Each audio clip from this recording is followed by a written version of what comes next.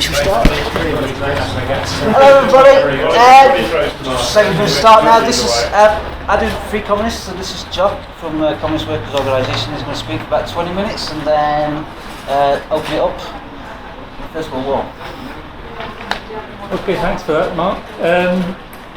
It kind of escaped people's notice that this is the 100th anniversary of the First World War, seen as the media has been saturating us with all kinds of propaganda about it.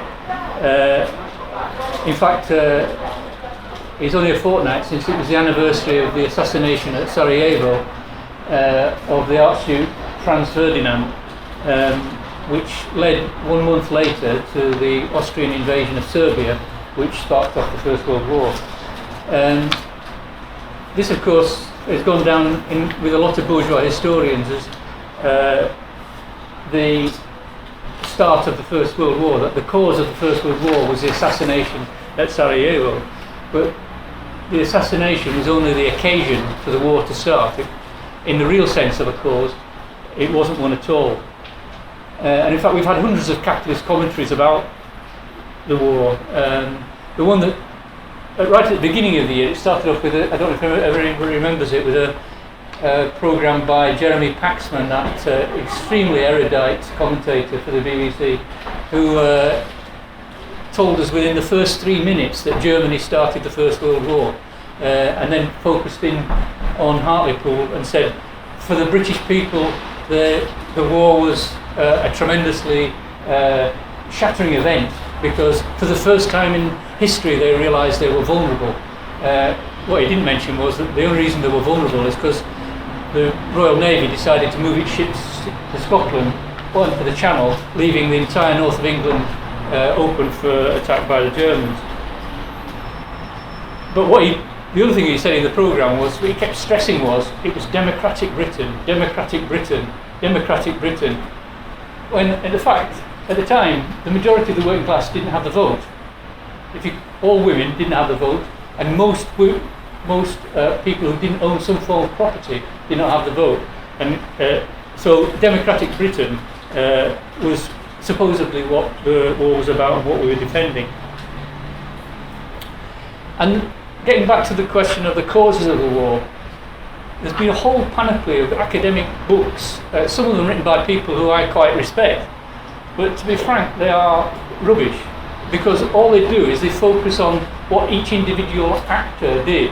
You know, if von Moltke hadn't been ill that week, or the Kaiser hadn't been on holiday that week, or Grey, the British foreign minister, had even managed to get to Vienna, which he'd never went to anyway, because he only liked France. If all of these things had happened, there would be no First World War. And I think we can quite safely say that this is a nonsense approach. The war that broke out in 1914 had been on the cards for decades. In fact, in an earlier article, we quoted from Friedrich Engels, who wrote, in 1887, no other war is possible any longer except a world war, and indeed a world war of an extensiveness and fierceness undreamt of up to now. 8 to 10 million soldiers will be at each other's throats and thereby strip all Europe bare, as no swarm of locusts have ever done. That was in 1887. Engels died in 1895. One of the last things he wrote, oddly in a Romanian newspaper, was that he hoped that in the next war there would be no national victors. And of course, that was the basis for a lot of the opposition to the war. But there was no opposition or very little opposition when it started.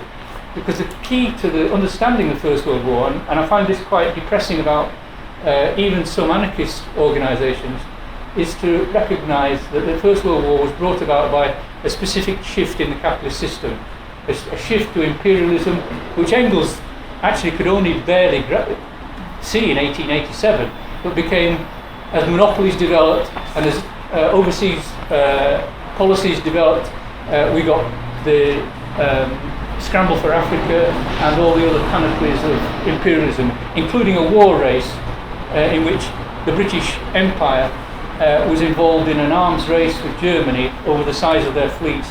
And this was the real reason that Britain went to war in 1914, not because we were defending democracy, but because we were defending the British Empire, and the British Empire was under threat from the rising German fleet. But in some ways it's quite useful that the ruling class are having this commemoration year about 1914, because it gives us the opportunity to actually say, well, yes, in 1914 the world did change forever. Yes, capitalism became a decadent social system, and it was manifestly decadent from this point onwards. And this is what we mean by the new era for capitalism. We now have a global economy in which no nation can be exempt.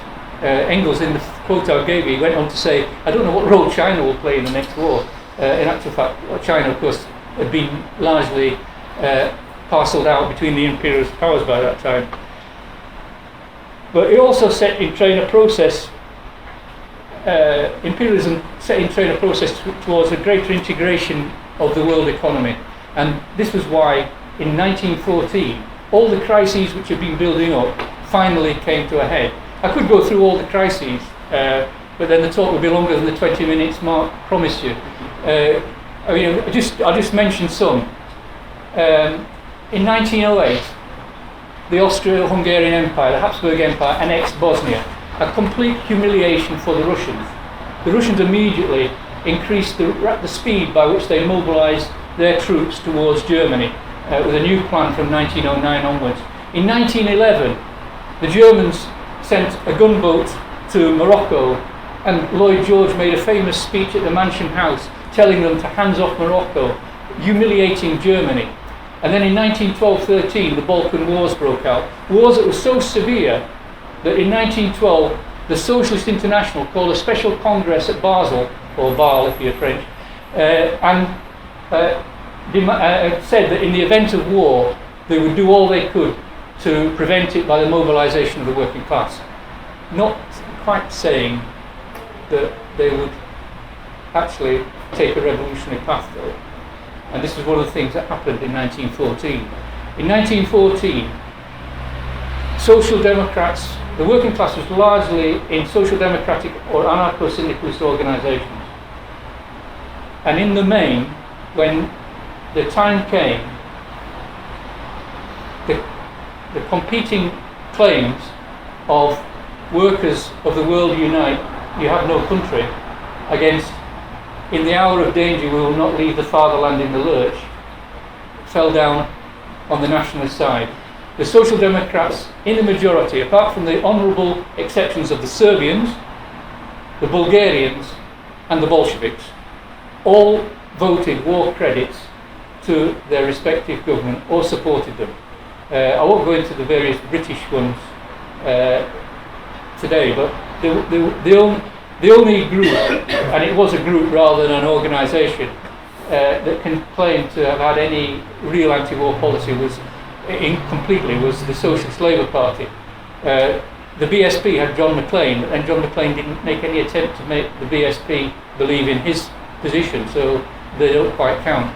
But for everybody, all workers who had been inscribed in social democracy, in Germany in particular, which was the biggest political party in history, which had the greatest majority in any elections, but of course the elections didn't count,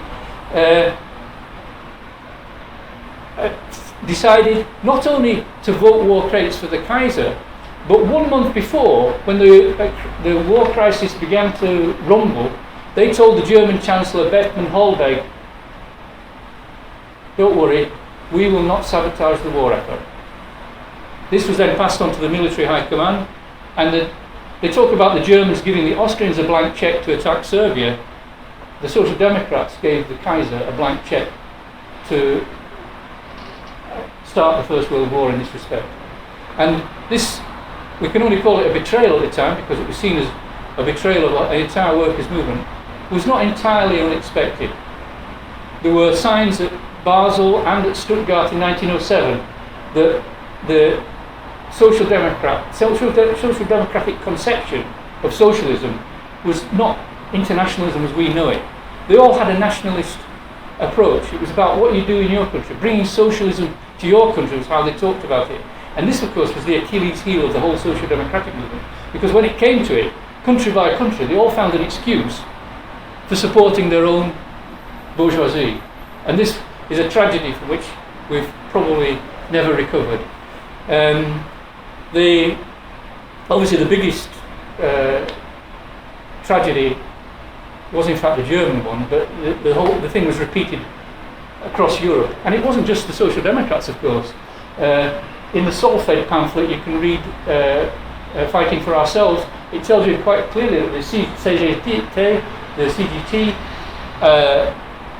gave their support. They called off the class struggle and gave their support to the French war effort. And in Germany, of course, they called it the Burgfrieden, the civil peace. And so for the war, there was going to be no disruption. And it was the same with the trade unions and the Labour Party in Britain. At this point, it was the absolute nadir of the social democratic movement. Rosa Luxemburg contemplated suicide. Lenin thought, when he saw the first edition of Vorwärts after the declaration of war, that they'd voted for the war effort, that it was a forgery. It was a betrayal of enormous dimensions. And this is where I think being a revolutionary is important, because it's at this time that a revolutionaries have to stand against the current, as Lenin and Zinoviev later called their magazine. You have to stand against what's happening. And the key, although Lenin wasn't the only one, he was certainly the most coherent. And although many anarchists criticised Lenin for the role he played in the later counter-revolution, this was the moment in which, for us, he defined himself as a real revolutionary above all others. Because in calling not just for peace, not just against war, but for calling for turning the imperialist war into a civil war, and for the defeat of one's own government, we said was the duty of every international socialist. And of course he was laughed at for it. He wasn't alone. John Maclean, who had been up on holiday in the Western Isles of Scotland, where his ancestors came from, came back to Glasgow, and on Glasgow Green in August 1914, the first month of the war, he made a speech which Lenin could have written. It was as close to Lenin's conception of revolutionary defeatism as anybody else made. But of course at the time they were in an echo chamber listening only to themselves, because the movement, the working class as a whole, embraced this idea that, oh, well, we'll have a bit of fun, we'll go off and shoot a few rifles and we'll come home by Christmas.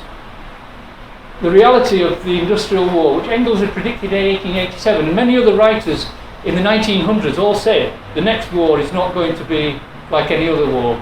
Even though horses went galloping into charging against machine guns at the beginning of the war, they were quickly soon transferred into pulling cannons and artillery for the rest of the war. Another reason the war broke out was also the class struggle. It's not the only reason, it's not the main reason, but in certain countries, for example Britain, the great unrest that had occurred before the First World War severely unnerved the bourgeoisie. If you read Lloyd George's war memoirs, there's only about 6 volumes of them, you'll find somewhere in the middle, I think it's volume 4, that he actually said they thought it was an excellent idea to go to war, to mobilise the working class to fighting for the country. There had been, of course, a wave of jingoism all the way through the 1900s, particularly in regard to the Royal Navy, but this was how he saw it. And of course in Russia, which had gone to war against Japan in 1904, thinking that they'd picked a very easy fight against what the Tsar called little brown monkeys, and it turned rather nasty for them. They had gone to war because, according to the Minister of Interior, Plev, a short victorious war would put a stop to all the strikes that Russia was facing. And from 1912 onwards, when the Lena goldfield miners struck and were massacred, 200 of them were massacred by the Tsarist police, a wave of strikes again was engulfing Russia, which in 1914 was reaching a crescendo, and was, with the declaration of war, tailed off immediately. So the war was also part of the class struggle, and a class struggle, I would insist, that is going on today for our minds to try to make us think that somehow there was something ethical about what they were doing, when in fact this is a war about imperialist butchery.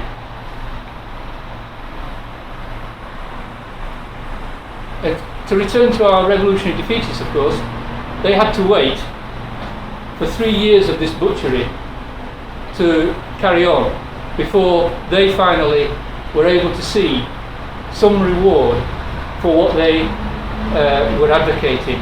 The ridicule that they'd experienced had already been partially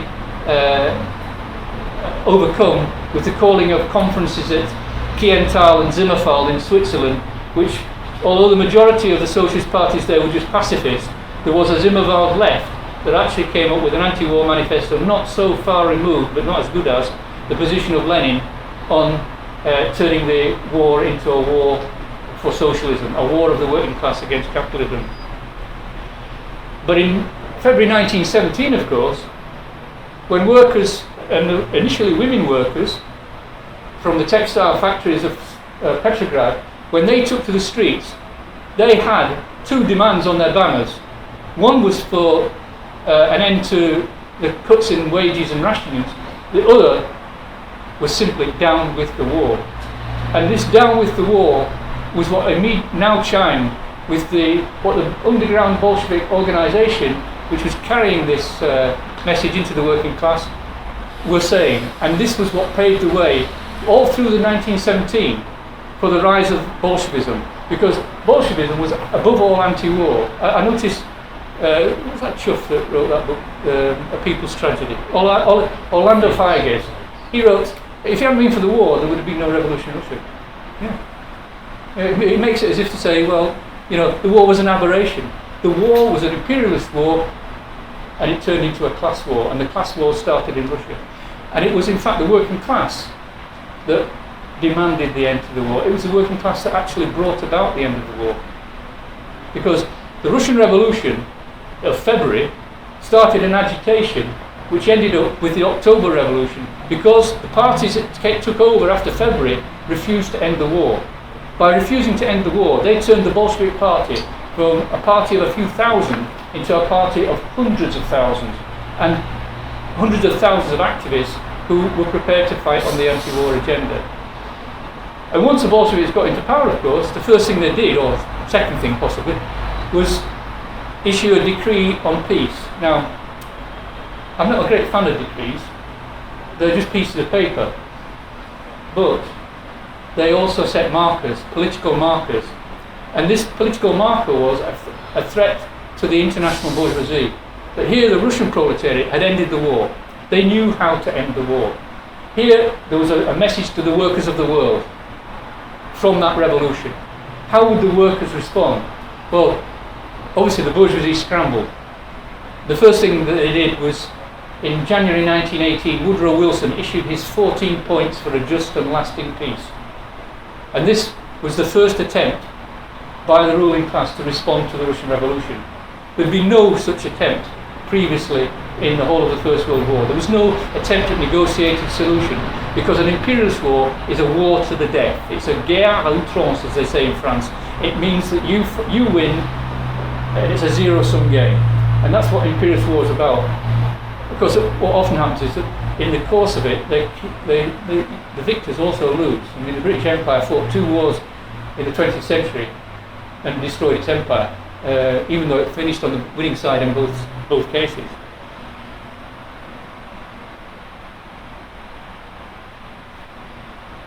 But of course, the Russian Revolution had issued the declaration to workers everywhere, and the workers responded.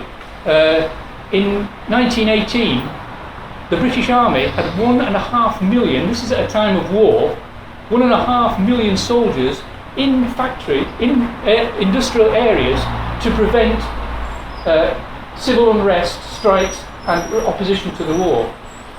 But of course, it took another year before there was a second revolution. This came in November the 9th, 1918, in Kiel and Wilhelmshaven, when the sailors there revolted against the order they'd been given, which was simply go and die, go and take on the British Navy now that we've lost.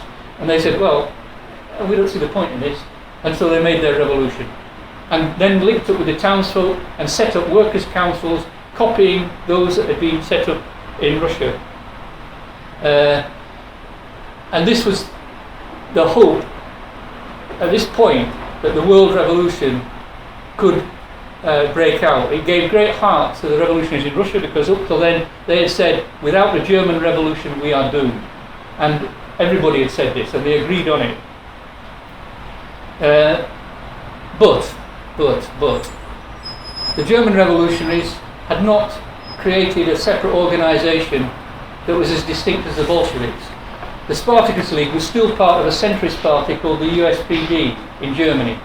Nobody knew who they were in November 1918.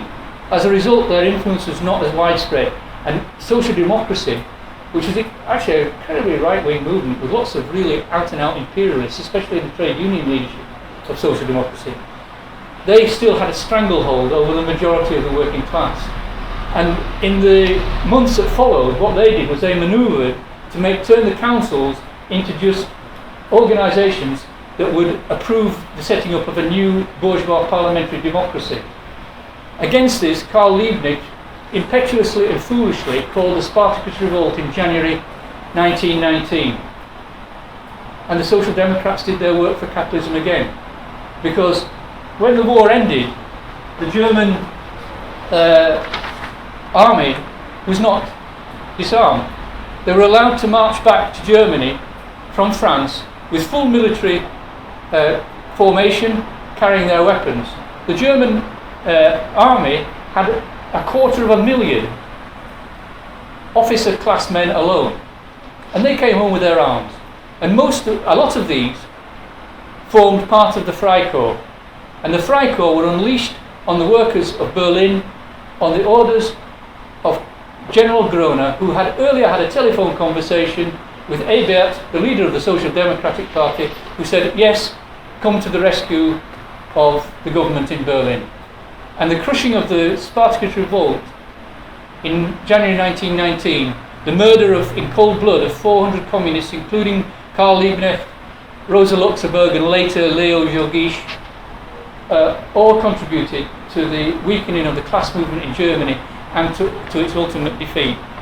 And that's, of course, one of the tragedies of the 20th century, and it's one of the reasons why, when we look back on that period, you cannot help think that this was a time which we've not seen since, and you sometimes wonder if you ever see again, because it was a time when there was a strong working class movement that was capable of threatening the bourgeois order. And the revolutionary wave carried on. Some say it carried on till the crushing of the Shanghai Commune in 1926, but it was increasingly feeble echoes in each of the successive revolts after that period.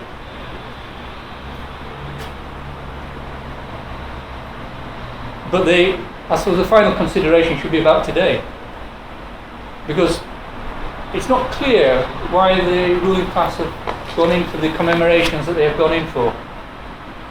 I was going to call it the common market, Josh, I'm demonstrating my age again.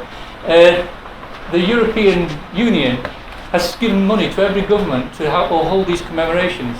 Children are being funded to go and find ancestors who died on the battlefield or who are not recognised on war memorials. There are projects galore about this. And it seems to be that for the European Union, we want to show that, well, the Europe we've got now is civilised, grown up, democratic, and therefore we look back on this past and say this was what it was like in the past, and if we don't have a European Union, we'll have it again. For national governments, so I think the agenda is slightly different. I think the agenda has been like it's been for the last 30 or 40 years. I don't know if anybody else can remember But in the 60s and 70s, if anybody had talked about anything patriotic or nationalistic, people just laughed. You know, they used to make you try and stand up for the Queen being played, or national anthem as they call it, after the end of the cinemas. We all used to walk out. In fact, my granddad was the last person who tried to stop people doing it. This kind of attitude was prevalent, that we all said, stuff the war, stuff nationalism, stuff the flag. And in fact, I don't remember. The only time I remember seeing a Union Jack was when the Queen drove past the bottom of our street, and my mother forced me to come down there and wave a flag when I was about 6. And that was about all you saw. You never saw it. Then, of course, we had the bloody Falklands War. And the Falklands War was another of those little game changers where suddenly nationalism was okay, and instead of sending off trained, hired killers called soldiers, we were now sending off heroes who all came back as heroes, whether they came back dead or alive, and we got charity after charity starting up.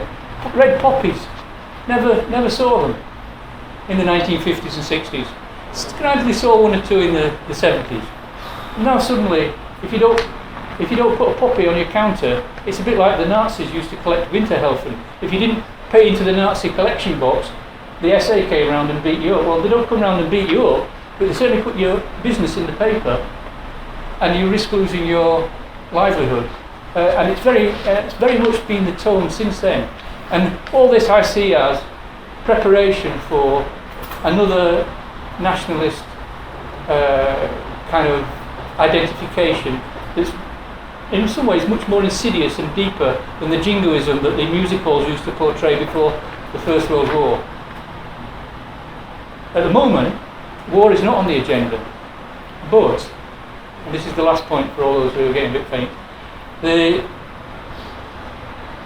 war preparations can clearly be seen. And I'm not just talking about the border skirmish in Ukraine, where the Russians are trying to actually get back something of what they've lost over the last 20 years. But I'm also talking of things like the formation of the Shanghai Cooperation Council of Iran, Russia, China. I'm also talking about what's happening in the South China Sea, where, about a third of the world's trade, or half the world's trade passes through, where the Chinese are trying to steal bits of the Paracel Islands off Vietnam. They're setting up all kinds of little games in the Spratly Shoal and the Scarborough Shoal and the Spratly Islands. So that all around the world there are increasing tensions, and these tensions are not light ones. The Americans are turning their gaze on Asia. They have previously been cutting armaments because they thought the Cold War was over. They are now beginning to go back to rearming. And I even saw an editorial in some financial journal from Wall Street, which was on Facebook, so it just went past me, and I can't remember the name of the journal, but it actually said, what we really need is a really good war, an old-fashioned war, a total war, because that would improve the economic situation. And of course, in the last analysis, that's what they need. We've lived in the same crisis since 1973, a crisis of stagnating capitalism. To get out of it, they really need to devalue capital. But they know that devaluing capital means, in our epoch, a massive destruction via war. They've tried little wars. They've got wars that never end all around the planet in Africa. But it's not enough. They need another big war. And I think as long as this crisis exists, the danger will be posed. It won't happen today, but we might be in 1887. In 20 years' time, capitalism will deliver what its system has always promised. Thank you. Yes, sir.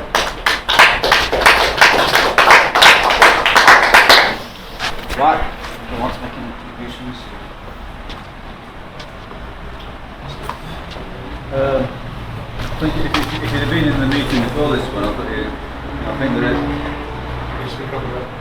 sorry. If you'd have been in the meeting before this one, you can maybe you'd have detected some sort of a continuation.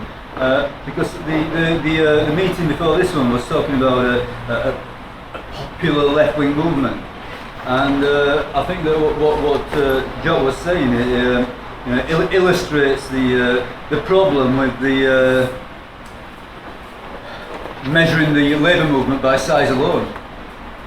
So, the enormous social democratic movement, the Kautsky's Second International, at the end of the day, came to nothing, because essentially they didn't really believe in Marxism. They didn't believe in revolutionary Marxism. They'd abandoned that idea. They thought that capitalism would improve forever, and the reality was that they just wanted a bigger slice of the pie, and particularly for the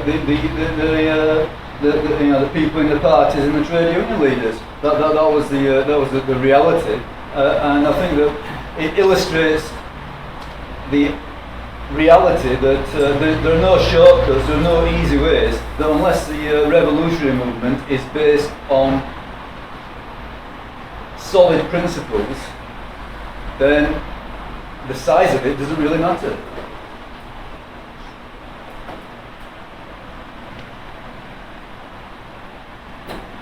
Anyone else?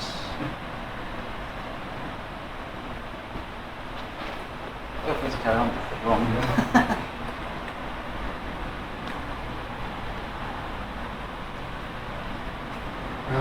To make a brief point. 100 years ago, imperialism was pretty clearly centred on the established colonial powers, Britain, France, to a lesser extent Belgium, Ireland. There was certainly, Germany was up and coming. I began to pleasure of visiting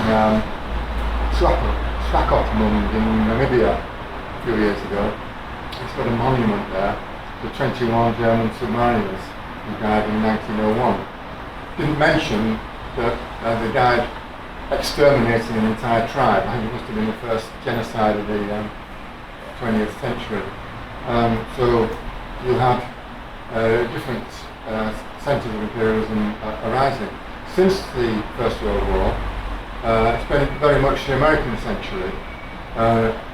America as the sort of powerhouse of the great imperialist power, although we still have Britain and others as lesser satellites, as it were, of it. And I think it's true to say there are tensions emerging between Germany and America, for example.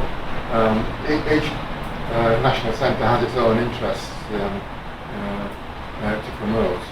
But it's very much still America, although it's in a certain extent in decline, still very much the dominant power.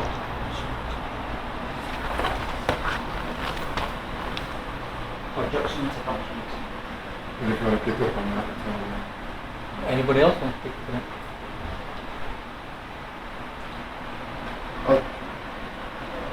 I think what you're saying is interesting, Mike, because I think it actually leads into one of the problems that we're looking at the moment.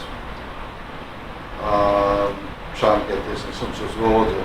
The problem I want to talk about is that the left wing have developed a very bad habit over a very long time of looking at conflicts and looking at wars and deciding that there's lesser evils amongst the various ruling class elements, whether they're national movements who they see as somehow being progressive, or whether they see small nations as having defensive interests that is valid to argue for, or whether somehow they see America as the great Satan and other nations as either being lesser Satans or slightly more angelic. And I think when we're trying to say at the current time we're talking about no war but class war as a propaganda slogan, and it's quite important what that actually means, is that imperialism in 1914 and anti-imperialism, anti-capitalism in 1914, even then wasn't saying let's defend small nations, because it's precisely, if anyone had an argument about it, then arguably the Serbians could have said we're a small nation, we're getting absolutely pulverised here by bigger powers, please proletariat come behind our national banner. And it was actually precisely the Serbian socialists who prominently said no, that's not what revolutionary socialism is about. It is that there's no place for defence of the national interest. And I think when you look at the sort of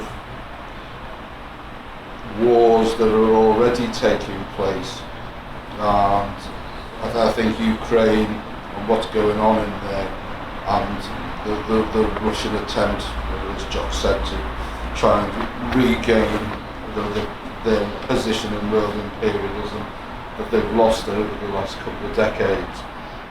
I think you see there's a lot in the left who are thrashing around and moving towards positions where somehow defence of Ukrainian national interests or defence of the interests of the Russian minority in Ukraine, somehow there needs to be choices made, whereas the real proletarian choice is to say we've got no interest in either of those.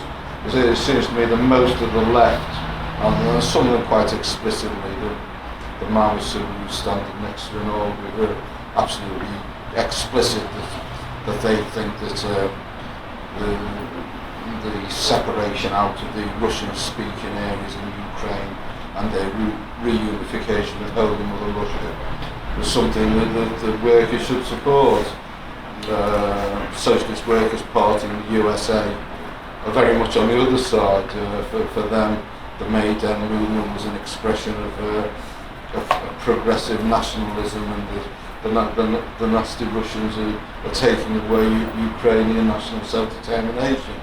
I think that you see very clearly there that once, there's 101 other instances, certainly around the break up with the old Yugoslavia, where the left end up taking sides, whether it's in favour of Kosovo independence, or whether it's in favour of the defence of the Milosevic regime against all the bourgeois forces.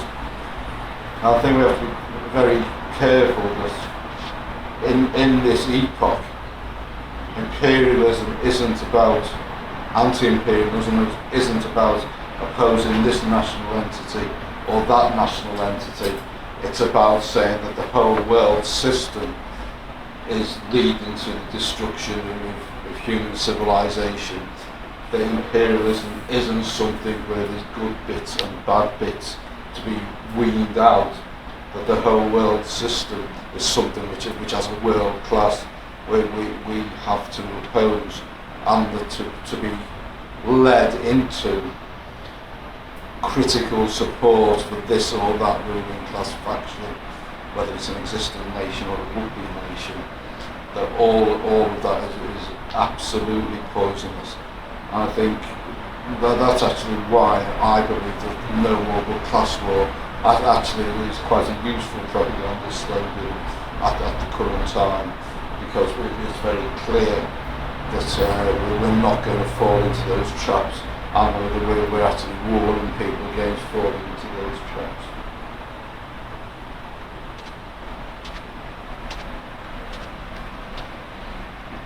Do you think that there was anything that's changed, like kind of awareness of imperialism as something to oppose, like in Canada? I'm sorry if you're talking about that. In Canada, for example, anti-imperialism is quite a common term because it is anti-capitalism, it is anti-environmental degradation, it is anti-racism, like all in one, instead of like a faction kind of approach. But do you think that that awareness is healthy enough that it would have a different outcome if it happened again?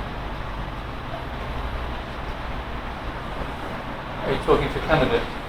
No, I mean like I was globally, of course, but because there is, like you said, like more, like growing awareness of it. Do you think could be enough awareness possible, maybe not existing but possible, to have a different outcome if states were to agitate towards a war?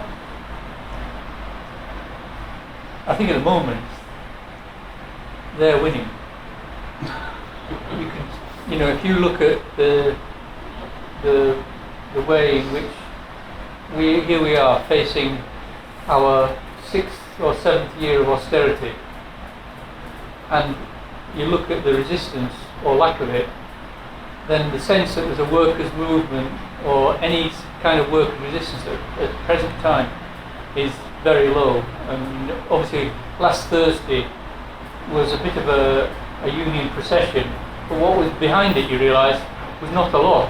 I mean, if there were 1.4 million workers on strike, less than 1% of them were actually involved in picketing or demonstrating, and that is a worrying feature. It suggests that we haven't got a class movement. I think, as I said, going to war is an attack on the working class. So, if the working class are actually fighting hard enough, then it could prevent war. On the other hand, though, in the dialectics of history, in some places, it can actually encourage the bourgeoisie to gamble more with war in the hope to suppress a class movement. So there's no fixed answer from history as to what we can do. But at the present time, the situation from looking at the British working class, and in fact probably the whole of European working classes, that the resistance is inadequate to create the kind of anti-imperialist movement you're talking about. I've actually just come back from Canada, and I actually said when I landed there, I'd come to another planet, because it was a much more class-conscious, much more, where I was in Montreal, it was a much more class-conscious and a much more antagonistic setup, whereby it was possible to see that a movement, especially in Quebec, could arise, especially in the big towns like Toronto, in Ontario as well, where obviously the dichotomy between rich and poor is even greater there than it is in Europe. And I just did think that, it was more encouraging there than it is here. But at the moment, I think we're a long way from any kind of organised resistance.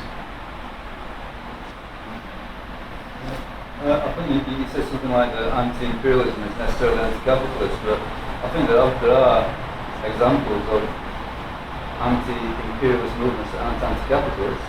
And I'm thinking about, off the top of my head, I've just read Paul Matic, the US wars in Indochina, Vietnam, and much of the struggle within the USA, I think you could call it anti-imperialist, but not anti-capitalist. So there's no automatic identification between the desire to thwart your nation's imperialist desires and revolutionary anti-capitalism. A lot, just if you will, just elaborate on what you think are the role of violence in class war. What does class war actually mean?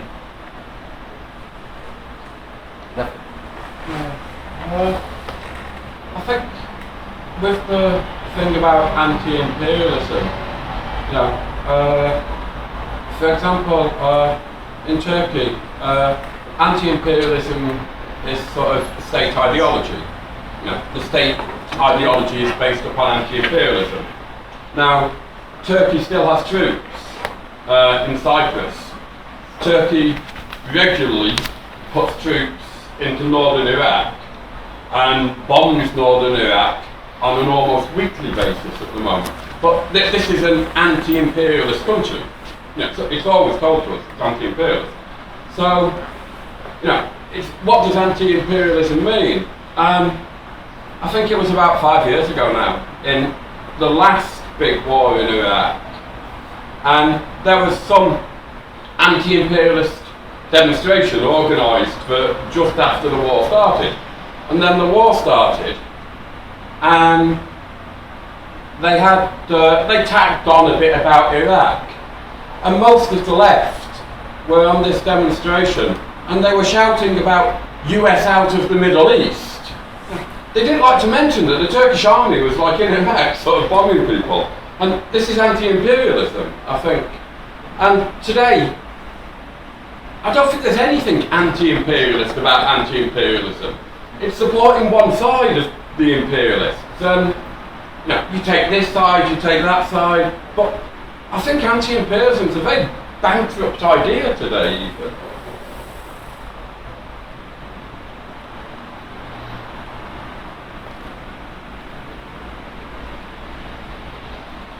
I think the problem is not so much anti-imperialism, it's an understanding of imperialism.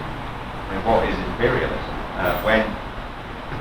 When the left, as a broad group of people that most of us here don't consider ourselves to be part of, sees the US as being imperialist and Britain as being imperialist and Israel as being imperialist, but other countries as not being imperialist, then I think you're quite right that anti-imperialism merely means supporting one group of countries or one country or one group of people in a country that isn't whoever is supported by Britain, America or Israel. So currently in Ukraine the pro-Russian groups are saying, the junta in Kiev is a fascist occupation by America and the EU, who put their neoliberal friends in power in Kiev, and therefore all good anti-imperialists will support Putin in his plan to liberate the Russian speakers in the south and east. But very few of them ever mentioned the destruction of Grozny and the fact that the inhabitants of Chechnya, the inhabitants of Chechnya who wanted to break away from the Russian Federation were not accorded the same rights of national self-determination as the Russian-speaking minority in Ukraine is now being reported by the Kremlin. So Russia, at this point, is against the foreign policy of the US, is seen as being somehow anti-imperialist, but it's obviously an imperialist rhetoric, because imperialism seems to me isn't a set of policies that a country adopts or doesn't adopt. It's a dynamic of capitalism in the current period, whereby all capitalist countries have to compete with each other, economically, militarily, strategically. So all countries are therefore imperialist. With the possible exception of Costa Rica, which doesn't have an army, but I'm not going to go into the case of Costa Rica. So if imperialism is seen as only a policy adopted by certain countries, primarily the US, then anti-imperialism can mean anything, as long as it means being opposed to American foreign policy. And I think this is the big problem with anti-imperialism, even as a concept, that there's no understanding of imperialism as a concept.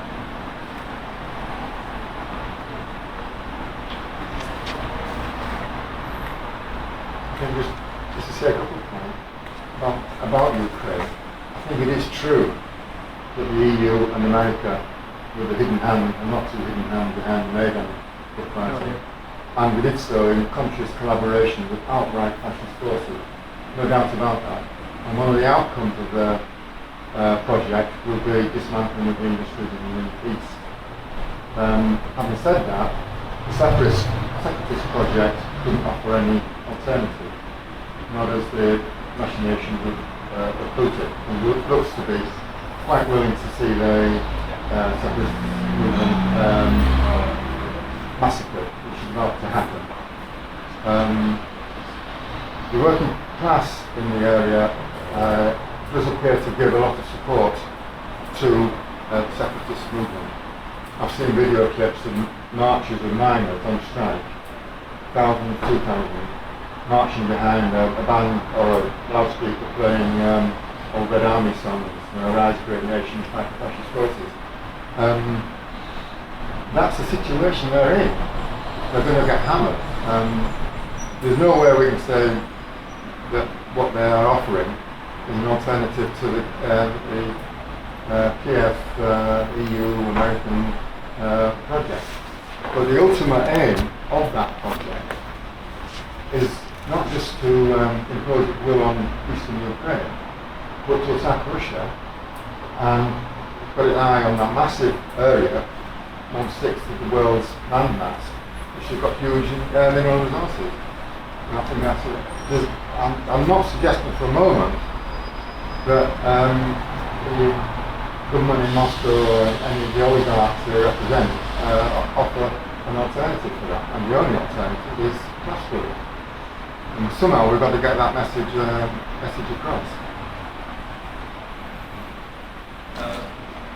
From what you were both saying, actually, I think that anti-imperialism, we reject if it's not part of anti-capitalism, and I think we can say the same about fascism. We don't support anti-fascism per se. So these are slogans to mobilise the working class to defend capitalist states. And I think that in the slogan "No War but Class War," it is a slogan against anti-fascist war, which is not at the same time revolutionary communism.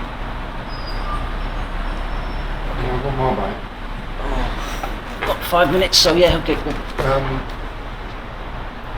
2000 and whatever it was, when the Iraq war started, I remember we had a meeting to discuss no war but class war in that context. We had a slightly larger meeting than this, and everybody was, yeah, no war but class war. But nobody wanted to do anything about it. It seems as though people were content to make a record, and I'm just wondering whether we can extend the net a bit wider, engage other organisations in discussion around this, and not merely have it as an occasional propaganda exercise, but make it something which has a bit of flesh on the bones and gets some attention in the working class. Yeah, I just want to come in and I'm going to just let Jock summarise. I kind of agree with that. I just wanted to also plug my paper because it's a special edition and it's actually got some of the stuff that Jock was talking about in his talk about some of the people who resist the First World War. But I'll just let Jock summarise. Well, we've only got 3 minutes and 56 seconds, so I'll just say thank you for the contributions you had.